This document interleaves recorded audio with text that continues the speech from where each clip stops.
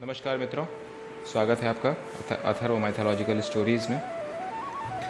आज हम बात करेंगे, अभी पिछले एपिसोड में हमने बात किया था सती माता के विवाह के बारे में। इस एपिसोड में हम बात करेंगे वीरभद्र जी के बारे में। शिव का रौद्र रूप ही है वीरभद्र। ये अवतार तब हुआ था जब ब्रह्मा जी के पुत्र दक्ष ने यज्ञ का आयोजन किया। भगवान शिव को उसमें नहीं बुलाया। दक्ष की पुत्री माता पार्वती जी ने वहाँ चलने को कहा, लेकिन शिव ने बिना आमंत्रण के जाने से मना कर दिया। फिर भी सती जिद करके अकेली वहाँ चली गई। अपने पिता के घर जब उन्होंने शिव का स्वयं और का अपमान अनुभव किया तो उन्हें क्रोध भी हुआ। उन्होंने यज्ञ वेदी में कूदकर अपनी हत्या नहीं कह सकते, हत्या कहना सही नहीं होगा, बलिदान कर दिया, अपनी देह को त्याग दिया।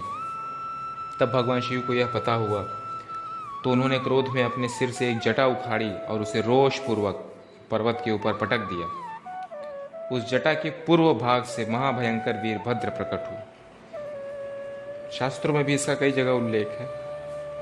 सती के प्राण त्यागने से दुखी भगवान शिव भी उग्र रूप धारण करके अपने क्रोध में अपने होंठ चबाते हुए अपनी एक जटा उखाड़ी और बिजली और आग की तरह एकदम लहलहा रही थी, लकलका रही थी।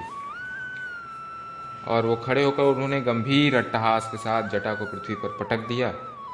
इसी से महाभयंकर वीरभद्र प्रकट हुए। अब भगवान शिव के वीरभद्र अवतार का हमारे जीवन में बहुत महत्व है। यह अवतार हमें ये संदेश देता है कि शक्ति का प्रयोग वहीं करें जहाँ उसका सदुपयोग हो। वीरों के दो वर्ग होते हैं, ध्यान से सुनिएगा। वीर के दो वर्ग होते हैं, भद्र और अभद्र वीर। ठीक है, जैसे राम, अर्जुन और भीम वीर थे, लेकिन रावण, दुर्योधन और कर्ण भी वीर थे। वीर दो प्रकार के होते हैं, राम, अर्जुन और दुर्योधन भी। राम भी थे वीर, अर्जुन भी थे वीर और भीम भी थे वीर। एक तरफ रावण भी था वीर, दुर्योधन भी था वीर, कर्ण भी वीर था। लेकिन पहला भद्र और दूसरा अभद्र की श्रेणी में आते हैं। सभ्य वीरों का काम है हमेशा धर्म के पथ पर चलना और निस्सहायों के मार्ग पर चलते हुए उनकी रक्षा करना। भद्र का अर्थ होता है कल्याणकारी। वीरता के साथ भद्रता की अनिवार्यता इस अवतार की प्रतिपादित होती है। तो फ्रेंड्स, कुल मिला कि इसका जो मोटिव निकला वो ये निकला कि हमें हमेशा अपनी शक्ति का सदुपयोग करना चाहिए, न कि दुरुपयोग।